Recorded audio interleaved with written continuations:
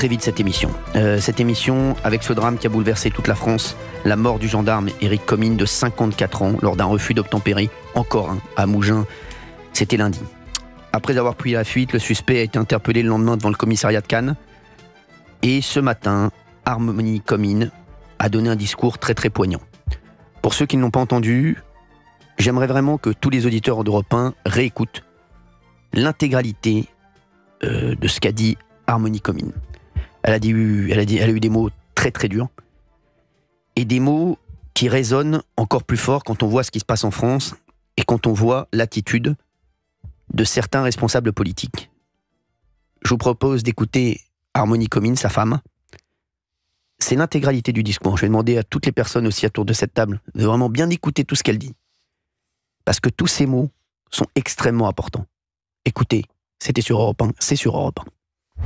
Je remercie notre France d'avoir tué mon tendre époux, que j'aime tant, le père de nos enfants.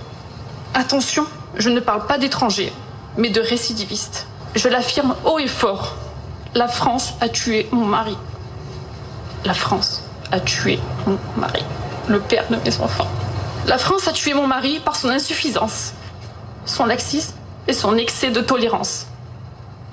La France a tué mon mari. Comment ? Pourquoi ? Pourquoi cet homme multirécidiviste peut-il évoluer en toute liberté ? Quand est-ce que nos législatifs ouvriront réellement les yeux ? Faut-il qu'il soit touché directement pour agir ? Combien de morts avant que ces assassins soient vraiment punis ? Bagne, expulsion, retrait des droits octroyés par une procédure tellement bien faite. Et j'en passe. 1981 n'aurait jamais dû exister. 1981 n'aurait jamais dû exister. Quelle est la suite pour ce meurtrier ? Déferment immédiat, en attente de jugement. 3 repas chauds par jour, aide sociale dans les geôles. Là où les retraités qui ont cotisé toute leur vie de leurs travailleurs doivent potentiellement retravailler pour avoir 3 repas chauds par jour. Puis réduction de la peine pour bonne conduite, liberté. Il recommence. Et nous alors ? Plus de fils pour mes beaux-parents, qui est aussi un retraité de la gendarmerie. Plus de frères, parce qu'il a une sœur qu'il aimait et qu'elle aime aussi. Plus de papa, plus de mari, mais nous par contre on a pris à perpétuité. Harmonie Comines, femme d'Éric Comines, 54 ans, qui a été tuée lors d'un refus d'obtempérer. Des témoignages comme ça, on en a eu énormément lors de cette année, mais celui d'Harmonie Comines est encore plus fort, que je crois qu'elle a trouvé les mots qu'on cherche tous depuis des semaines et des semaines. J'ai aimé son introduction, je ne sais pas ce que vous en avez pensé, vous auditeurs d'Europe 1, dites-le nous d'ailleurs au standard 01 80 20 39 21. Elle a bien précisé. C'est pas les étrangers le problème. C'est comme on le dit depuis le début, dans toutes mes émissions d'ailleurs, ce sont ceux qui ne respectent pas la France, quel qu'il soit. Et aujourd'hui encore, on voit le laxisme de la France, on voit le laxisme des gouvernements, les uns après les autres, qui donnent lieu à des drames comme ça. Alors qu'est-ce qui va se passer ? On va encore avoir un hommage, qui va être certainement magnifique, et on l'espère magnifique, ce sera tout à l'heure. On va encore avoir des mots de nos responsables politiques, bien entendu. Ensuite, dans une semaine, il y aura un nouveau drame. On aura oublié le discours d'Harmonie Comines. On aura oublié la mort d'Éric Comines. Et ça va continuer, encore et encore. Et on va encore avoir des tweets contre la police, contre la gendarmerie, d'un certain parti politique, contre les militaires, contre les institutions, pour le chaos. Ces gens sont dangereux, je le dis depuis des semaines et des semaines. Ça m'a même valu une mise en demeure de l'Arcom et des gros problèmes, comme vous le savez. J'aimerais avoir beaucoup d'auditeurs cet après-midi sur Europe 1, 16h08. On est en direct.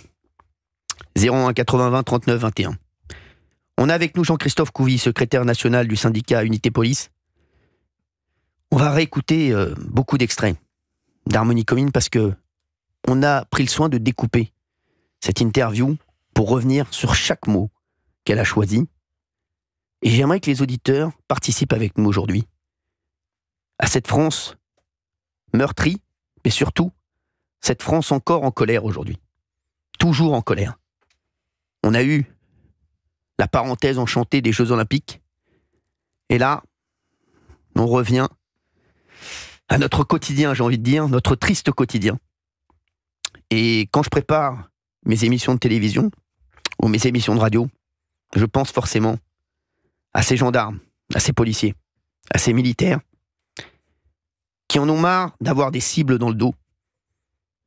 Et aujourd'hui, il faut qu'on en parle sur Europe 1. La France est en colère, vous êtes en colère. Merci d'être là avec nous.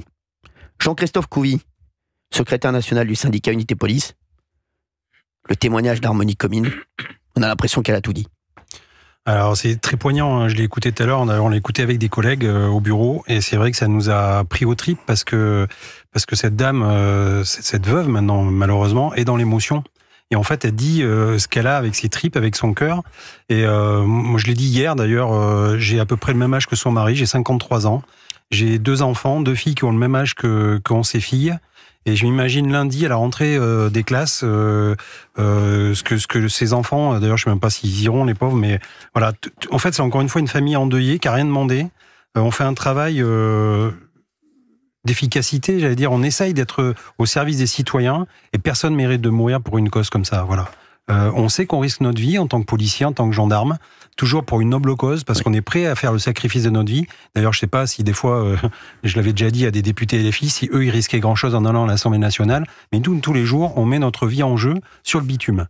Et là, aujourd'hui, effectivement, malheureusement, encore une fois, on a vu ce malheur qui touche toute la France, parce qu'en fait, ce collègue gendarme, c'est la France. Effectivement, exactement. Ça représente la République. C'est la France, c'est nous, c'est vous qui nous écoutez sur Europe 1. Voilà. Et c'est un enfant, c'est un fils aussi. Les parents sont malheureux, tout le monde est malheureux, toute la famille est impactée. Tout ça à cause de certains sociopathes qui refusent de vivre dans notre réalité, avec nos règles et en respectant nos lois. Voilà, ils vivent à côté de nos lois, je l'ai déjà dit aussi, et ça c'est scandaleux. Et surtout, il faut éveiller les consciences et que vraiment les hommes politiques s'intéressent réellement, mais réellement, à notre quotidien et qu'ils essaient d'arranger les choses vraiment et non pas que des mots. Avant d'avoir la réaction des autres personnes autour de cette table, bien entendu, on va avoir beaucoup d'auditeurs au téléphone et on a Brice Hortefeux qui est avec nous, qui a souhaité réagir. Ancien ministre, bien sûr, Brice Hortefeux, qui a été très longtemps ministre de Nicolas Sarkozy. Brice Hortefeux, merci d'être avec nous sur Europe 1. Et bonjour. Merci d'être avec nous, Brice Hortefeux. Merci beaucoup vraiment d'être là. Il est 16h11 et l'émotion est grande dans le studio. Brice Hortefeux, après avoir réécouté le témoignage de la femme d'Éric Comines, ce gendarme qui a été tué, Harmonie Comines, je sais que vous avez certainement réécouté ce témoignage il y a quelques instants. Et c'est vrai que Brice Hortefeux, on se dit à un moment, et tous les Français se disent, ça recommence à chaque fois. Et c'est à chaque fois des hommages, on espère que ça se reproduira plus, et à chaque fois, on pleure nos gendarmes, nos policiers, et on a l'impression qu'on est un peu, je vais vous dire un peu, on peut plus rien faire, on a l'impression, Brice Hortefeux et les Français, on a l'impression qu'on peut plus rien faire. Qu'est-ce que vous dites de tout ça ? Bon, d'abord, naturellement, je partage l'émotion que vous venez d'exprimer autour de vous, l'émotion de tous ceux qui ont participé à cette cérémonie, et les mots très forts, très violents, mais des mots qui étaient d'une violence légitime de l'épouse de ce gendarme.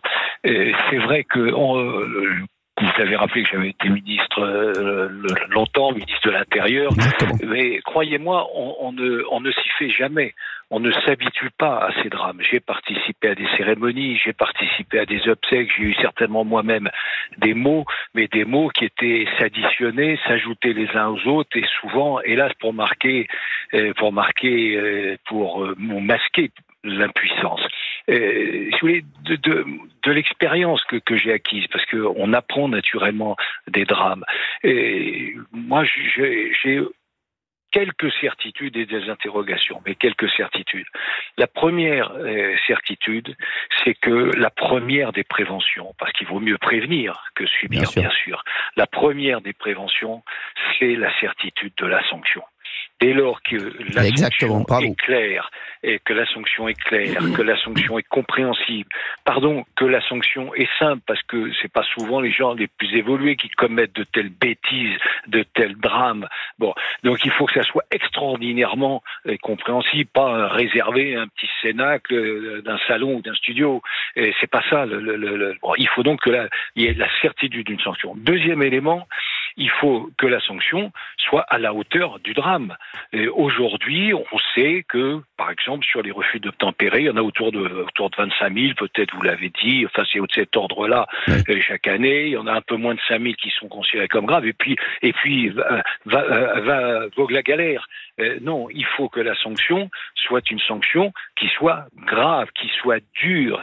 Et troisième élément qui est indispensable dans ce type de drame, c'est que la sanction soit immédiate. Il ne faut pas que la justice se perde. Alors, vous savez, moi je tape pas sur la justice. J'ai dit ce que j'avais à dire à une époque, y compris face au garde des Sceaux, qui était mon homologue et un ami. Je le dire clairement, je tape pas sur la justice systématiquement, parce que c'est vrai que s'il y a des délais, c'est pour laisser aussi à la défense le temps de s'organiser, d'argumenter. Mais dans des cas comme celui-là, où le fait est établi, c'est évident, l'individu reconnaît le fait, même si j'ai vu qu'il expliquait que c'était involontaire, j'espère bien, heureusement. Il faut que ça soit extrêmement rapide. Donc ça veut dire,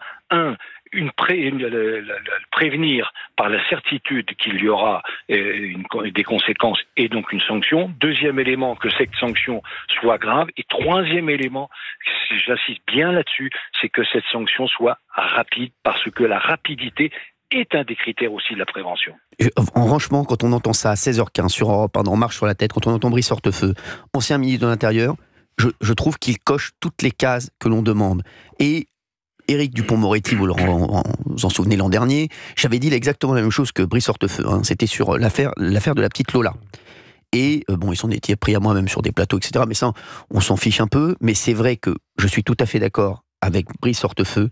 La rapidité de la sanction, c'est extrêmement important. Alors il y a plein de gens qui me sont tombés dessus, tous les bien-pensants, tous les donneurs de leçons me sont tombés dessus à l'époque. Et je ne déroge pas à ce que vient de dire Brice Hortefeux. Je suis d'accord avec lui à 100%. À 100%. Et Brice Hortefeux, il a quand même été ministre de l'Intérieur de nombreuses années. Il a exercé de très grandes fonctions.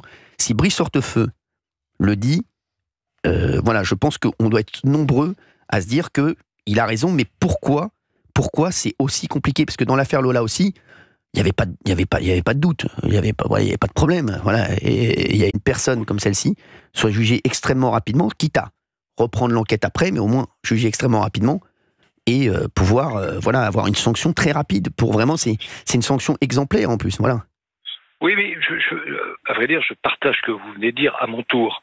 Vous savez, il y a, et je m'y suis heurté, je l'ai vécu, j'en l'ai subi, c'est le mur des bien-pensants. Vous savez, C'est un mur qui est incroyablement fort. C'est une certaine presse, un certain milieu, certains médias, certaines associations qui, parfois d'ailleurs, je le dis, parfois avec sincérité, mais sont soit dans l'erreur, soit dans l'idéologie, et une idéologie qui ne correspond plus du tout à la réalité de l'évolution de notre société.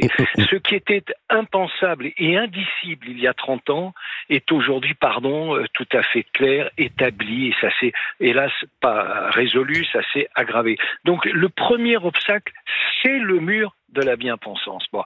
Et puis, après, je vous le dis, encore une fois, je veux surtout pas donner le sentiment qu'il faut que la justice soit expéditive. Moi, je ne dis pas du tout, vous savez, que la justice doit être exemplaire. Ce sont des mots qui m'insupportent. Expéditive, exemplaire. Non. La justice, elle doit être juste.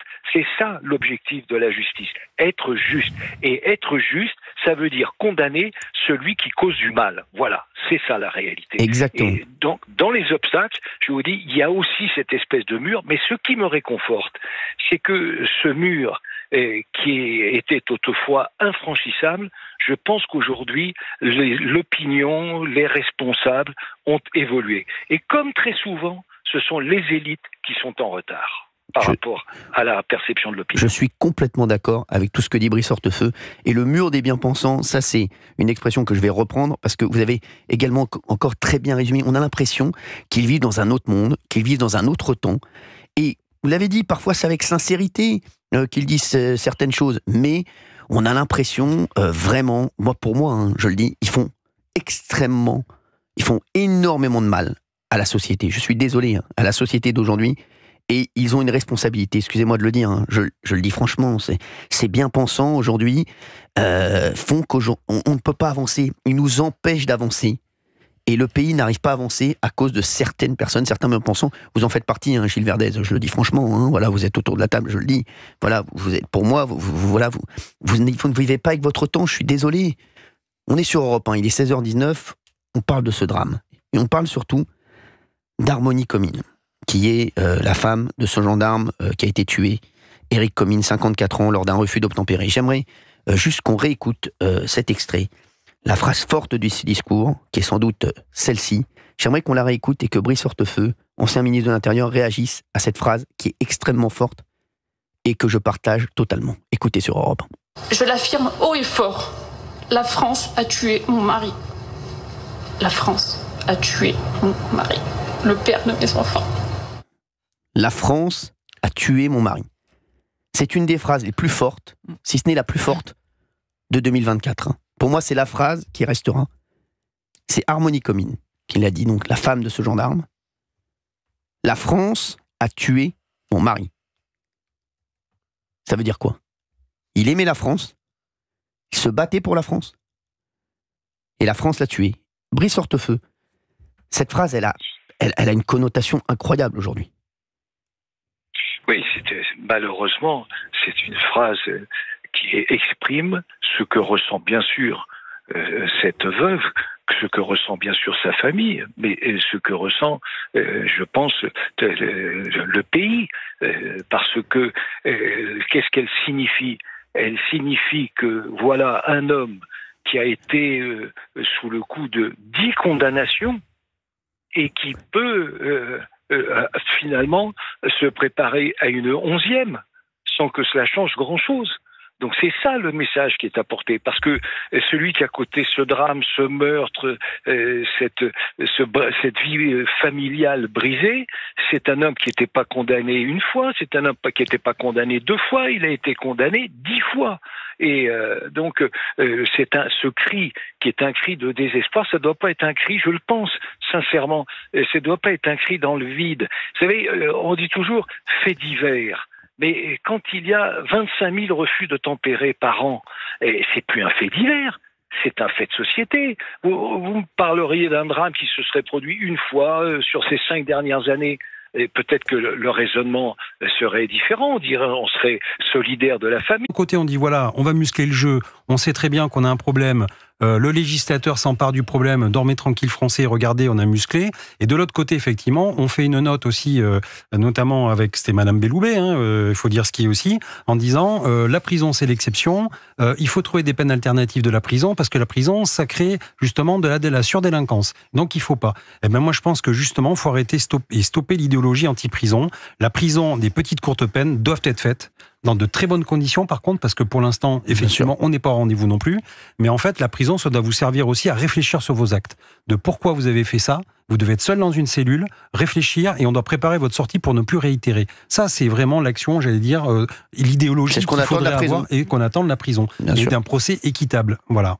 On est sur Europe 1, c'est On marche sur la tête. Merci d'être avec nous. Réagissez au standard d'Europe 1, 01 80 20 39 21. Je voudrais remercier Brice Hortefeux d'avoir été avec nous. Merci. Merci beaucoup, Monsieur le Ministre. Merci. Merci beaucoup. Courage. Merci beaucoup. Merci beaucoup d'avoir été avec nous. C'est incroyable, ce qu'a dit Brice Hortefeux. Je trouve qu'il a eu lui aussi les mots très très justes. Et on voit l'expérience de Brice Hortefeux. Et bizarrement, Jean-Christophe Couvi, secrétaire national du syndicat Unité Police, je vous dis, je vois tellement de policiers, de gendarmes qui n'y croient plus, qui me disent, Cyril, on n'y croit plus personne de toute façon veut être policier, me dit. Plus personne avant, de père en fils, on était policier, on était gendarme. Aujourd'hui, on n'a plus envie d'être gendarme, on n'a plus envie d'être policier, on n'y croit plus, on a plus envie d'être de l'autre côté que d'être du bon côté. Vous savez que mes collègues qui ont leurs enfants qui veulent devenir policiers, premier réflexe, ils leur disent surtout ne deviens pas flic. C'est pas ce que j'ai connu avant comme métier. Ils sont très inquiets. Alors on voit encore qu'il y a aussi des enfants de flics qui veulent devenir policiers parce qu'ils vivent dans les traces de leurs parents, parce qu'ils voient en fait quand vous faites ce métier, si vous voulez, vous le faites pas par hasard. Quelque part, vous avez une mission de vie et cette mission de vie, c'est d'être au service des citoyens. Vous êtes un aidant.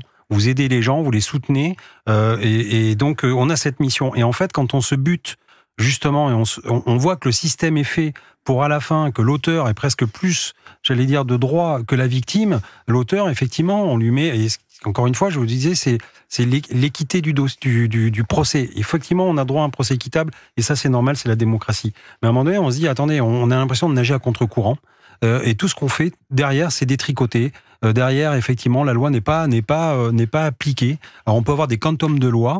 N'empêche qu'à la fin, on a demandé, depuis longtemps, on demandait l'observatoire de la réponse pénale. On l'a eu une année. Et puis après, terminé, hop, on la met sous le tapis. Et en fait, du coup, j'aimerais un peu de transparence pour les citoyens. Qu'est-ce qui est réellement réalisé? Sachant que la réponse pénale, un classement sans suite, c'est une réponse pénale. Voilà. Exactement. Sylvie sera avec nous dans un instant, 47 ans, Pyrénées-Orientales. Sylvie est femme de gendarme. Écoutez, témoignage et la prise de parole de Sylvie, ce sera dans un instant sur Europe 1. On aura énormément d'auditeurs qui vont réagir. La France est en colère. La France en a marre de ce genre de drame.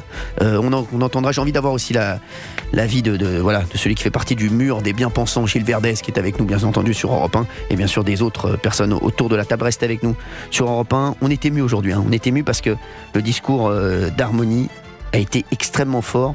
Et il a parlé à tout le monde. On s'est tous sentis concernés par ce qu'elle a dit. On est sur Europe 1. Si on marche sur la tête, on revient dans quelques minutes. À tout de suite.